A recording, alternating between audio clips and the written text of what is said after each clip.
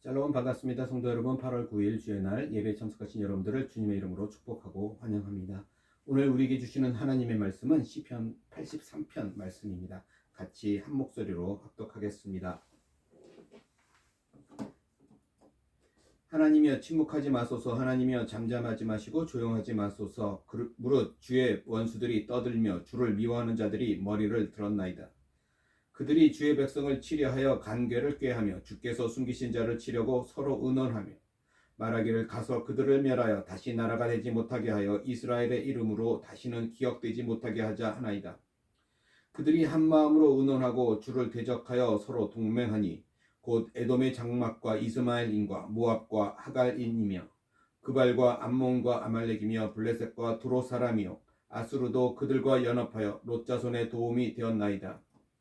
주는 미디안에게 행하신 것 같이 기손 시내에서 시스라와 야빈에게 행하신 것과 같이 그들에게도 행하소서. 그들은 엔돌에서 패망하여 땅의 거름이 되었나이다. 그들의 귀인들이 오렙과 스엡 같게 하시며 그들의 모든 고관들은 세바와 살문나와 같게 하소서. 그들이 말하기를 우리가 하나님의 목장을 우리의 소유로 취하자 하였나이다. 나의 하나님이여, 그들이 굴러가는 건불 같게 하시며 바람에 날리는 지푸라기 같게 하소서. 삼림을 사르는 불과 산에 붙는 불길같이 주의 광풍으로 그들을 쫓으시며 주의 폭풍으로 그들을 두렵게 하소서. 여호와여, 그들의 얼굴에 수치가 가득하게 하사 그들이 주의 이름을 찾게 하소서. 그들로 수치를 당하여 영원히 놀라게 하시며 낭패와 멸망을 당하게 하사 여호와라 이름하신 주만 온 세계의 지존자로 알게 하소서. 아멘. 오늘 저는 이 말씀을 가지고 하나님이 필요한 삶이란 제목으로 은혜를 나누고자 합니다. 성도 여러분, 많은 사람들이 하나님을 믿지 않습니다. 믿지 못합니다. 왜냐하면 하나님이 없이도 잘 살고 있는 것 같다고 생각하기 때문이에요.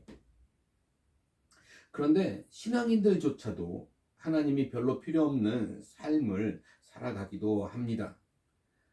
그래서 하나님을 향한 갈급함이 없다라는 거예요. 그런데 성도 여러분, 진짜 하나님이 필요 없을까요? 내 존재가 하나님의 창조 없이 불가능하듯 지금의 삶은 하나님의 통치 없이 불가능하다라는 사실입니다. 많은 사람들이 모르고 있을 뿐 실제로는 모든 것을 하나님께서 우리에게 주신 것입니다. 그리고 지금 모든 사람은 죄 때문에 구원이 필요한 사람들이에요. 사람이 죄를 이기고 영원한 행복한 존재로 거듭나기 위해서는 더욱더 하나님이 필요하다라는 것입니다. 자, 오늘 본문에서는 하나님의 택한 백성을 괴롭히고 있었던 여러 이방 족속들에게 하나님의 심판이 임하기를 간절히 원하는 시입니다. 그래서 오늘 시편 83편은 크게 두 부분으로 나눠서 우리가 볼 수 있어요.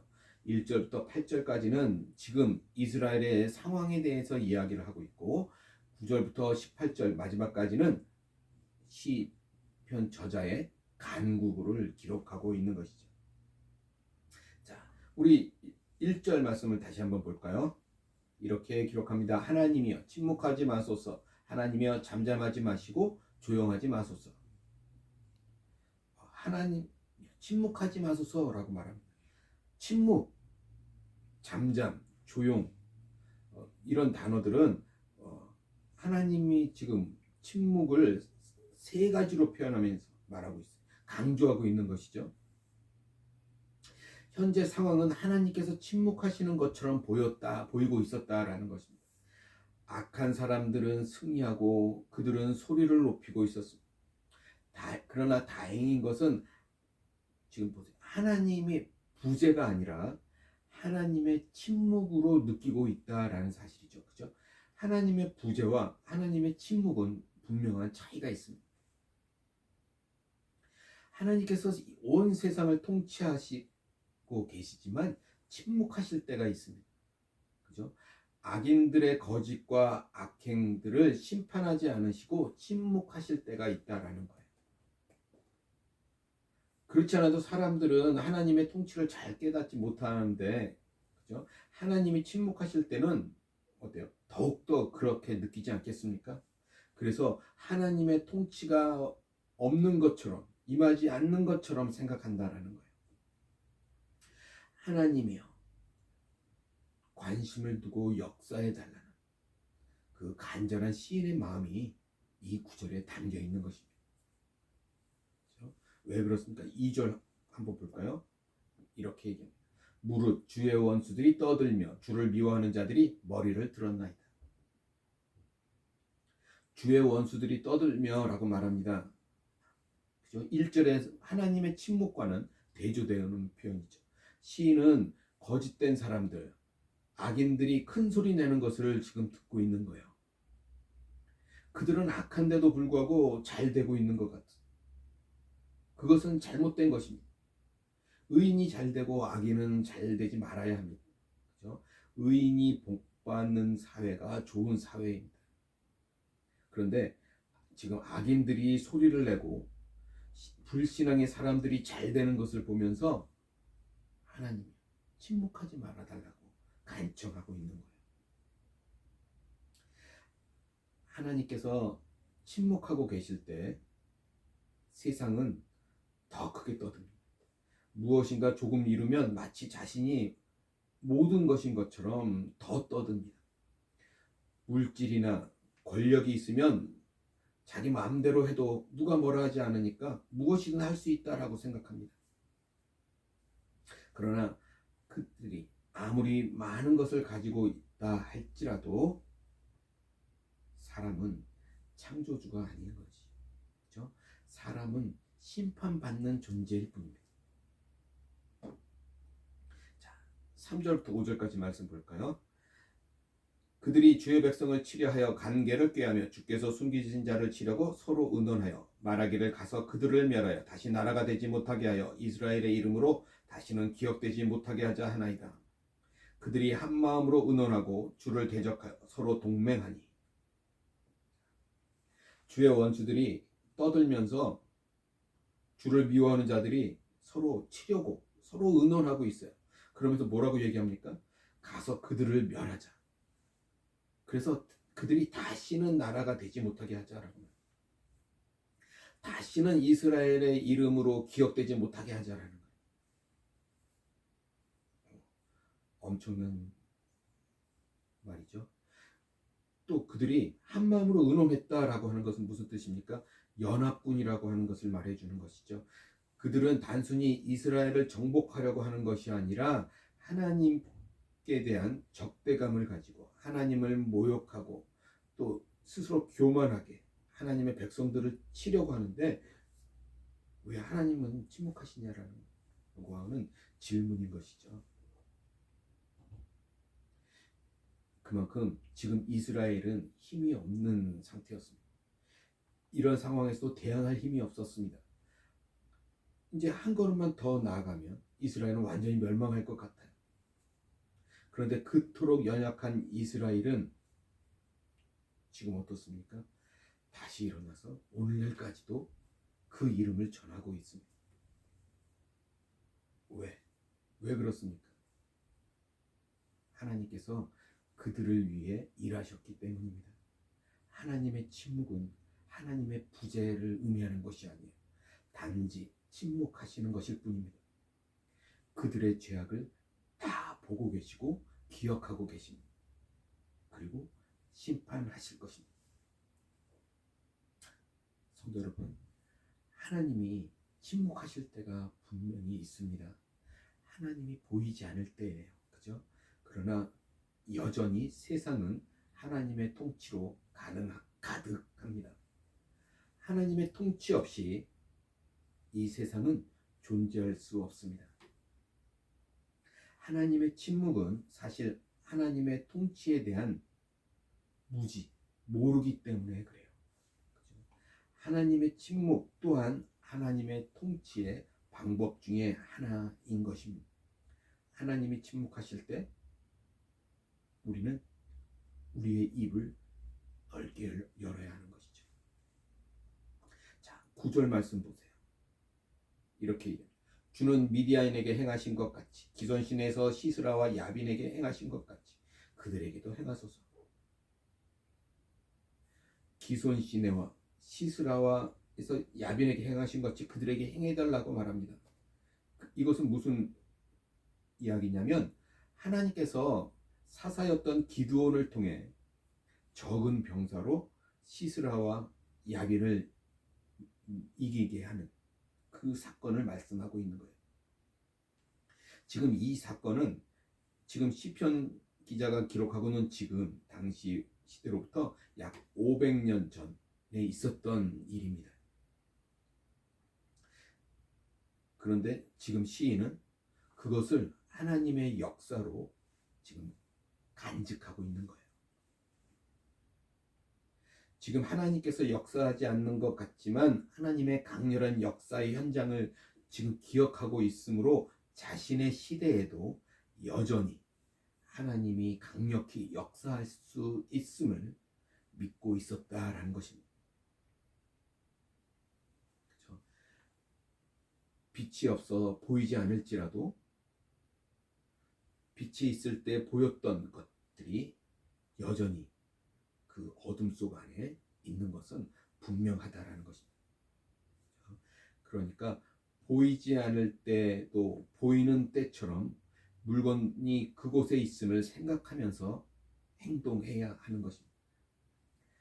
하나님이 침묵하실 때도 침묵하는 것이지 부재가 아니라는 사실을 반드시 기억하십시오. 그러니 침묵하실 때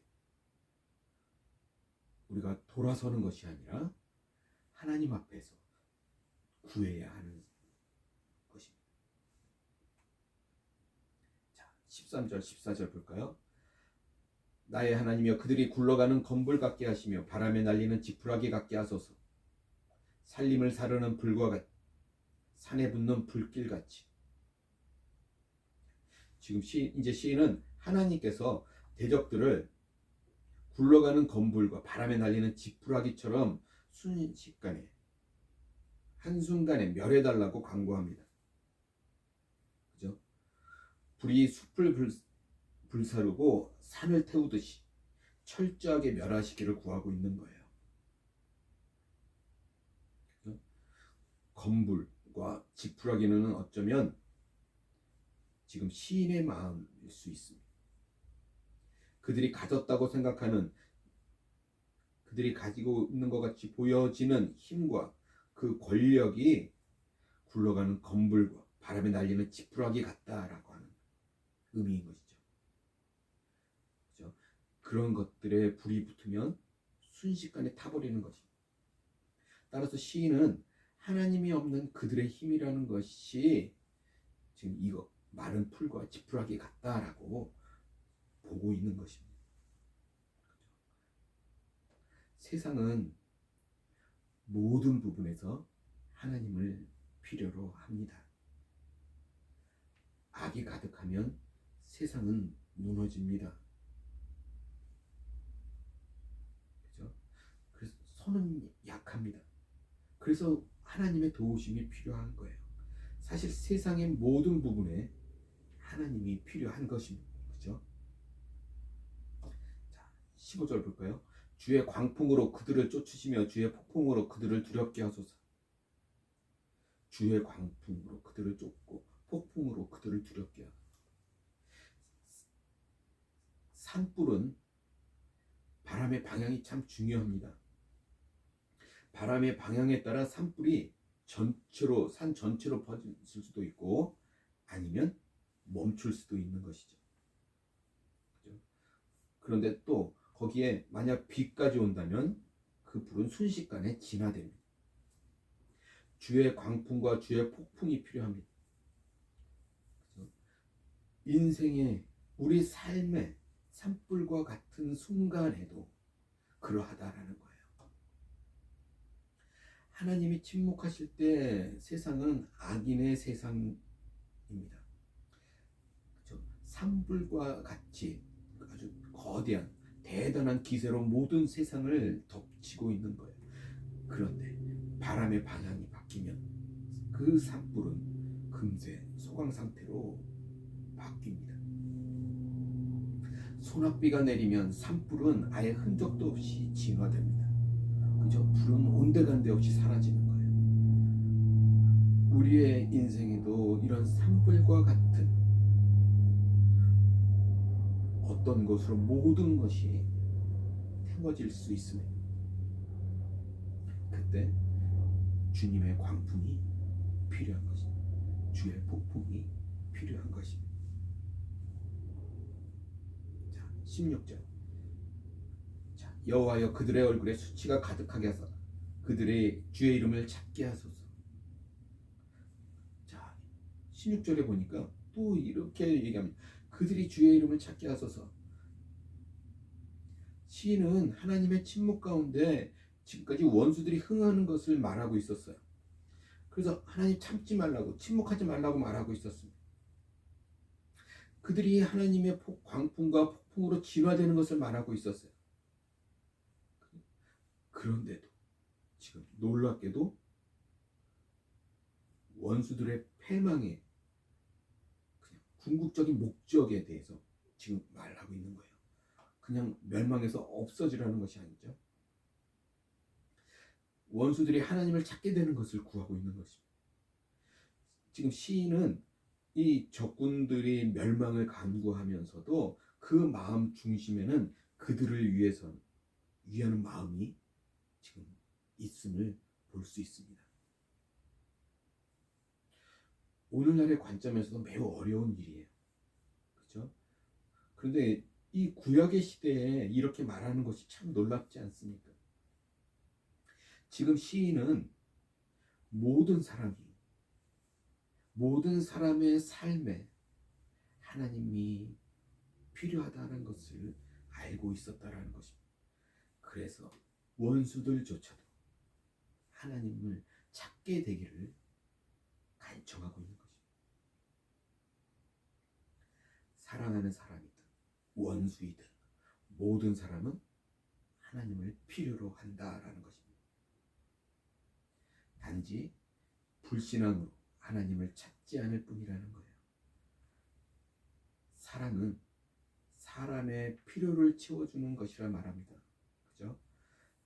사람을 귀히 여기고 존중하기 때문에 사랑할 수 있습니다. 그리고 그 필요에 관심을 기울이게 됩니다. 이 세상의 모든 사람은 그 사람이 지금 원하고 있든 원하지 않든 가장 필요한 것이 하나님이라는 거예요. 오늘 시편 기자는 하나님을 구하고 있습니다. 지금은 당장 보이지는 않지만 여전히 하나님은 모든 만물의 통치자이심을 믿고 있기 때문에 간청하고 있는 것입니다. 이렇게 간청하면 하나님은 그 백성에게 임하십니다.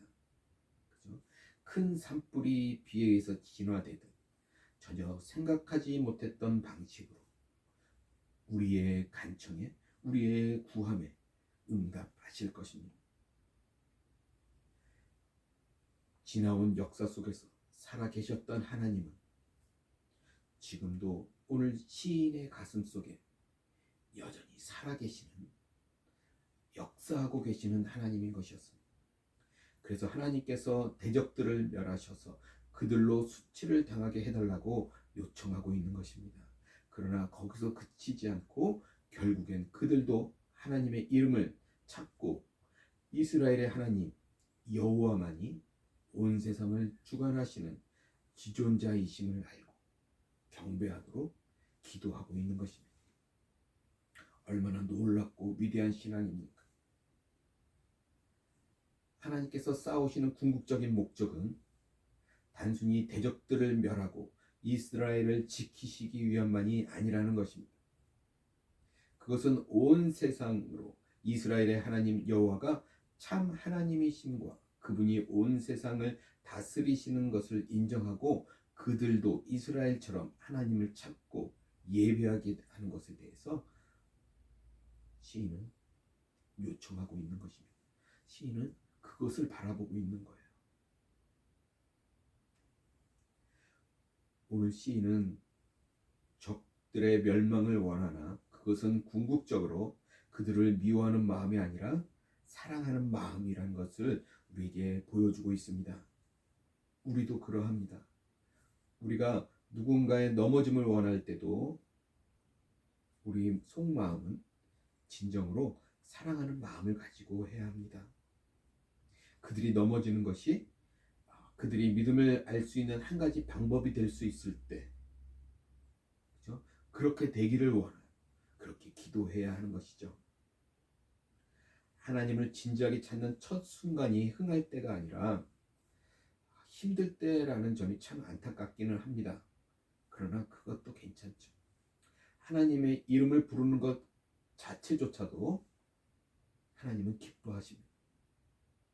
그렇죠? 하나님을 필요로 할 때가 있을 것입니다.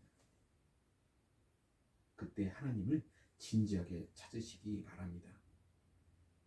사실 모든 순간이 하나님을 필요로 하지만 그것을 모르고 있다가 그것이 절실해질 때가 있다라는 거예요. 그때라도 하나님을 정직하게 찾으시길 바랍니다. 신실하게 찾으시기를 바랍니다. 하나님의 안 계신 게 아니라 하나님은 침묵하고 계신 것입니다. 하나님의 침묵이 사실 나를 향한 하나님의 열심이었음을 알게 되기를 간절히 소원합니다. 오늘 저와 여러분들의 삶 속에 하나님이 필요로 합니까? 그렇다면 절실하게 하나님을 구하시고 하나님을 찾으시기 바랍니다. 하나님이 보이지 않는다 할지라도 과거 속에 우리가 하나님을 만났던 그 순간처럼 하나님을 만났던 그때를 기억하시며 지금도 살아계셔서 역사하시는 그 하나님을 오늘 간절히 찾는 저와 여러분 모두가 되시기를 간절히 소원합니다. 기도하겠습니다. 할렐루야, 전능하신 주님을 찬양합니다. 그렇습니다. 오늘 시편 저자 속에 그 마음 깊은 곳에 있는 그 사랑이 오늘 우리들의 마음속에도 있기를 간절히 소원합니다. 그때 대적하던 모든 원수들을 멸하기를 원했던 그 시인이 그 마음속에 그들도 하나님 찾기를 원했던 것처럼 오늘 우리를 대적하고 우리를 적대시하고 우리를 넘어뜨리려 하는 것, 모든 것들이 하나님을 알게 되기를 또 우리도 기도하게 하시고 우리도 구하게 하여 주시옵소서. 그래서 이 세상에 하나님을 필요로 하지 않는 삶이 한 사람도 없도록 그 하나님이 필요한 삶을 살아가는 오늘 우리 모든 사람들이 될 수 있도록 주님 역사하여 주시옵소서. 우리가 성령으로 충만하게 그런 삶을 그런 하나님의 역사하심을 구할 수 있는 오늘 우리 모두가 될 수 있도록 주님 함께하여 주시옵소서. 감사하며 우리 주 예수 그리스도를 받들어 간절히 기도드리옵나이다. 아멘.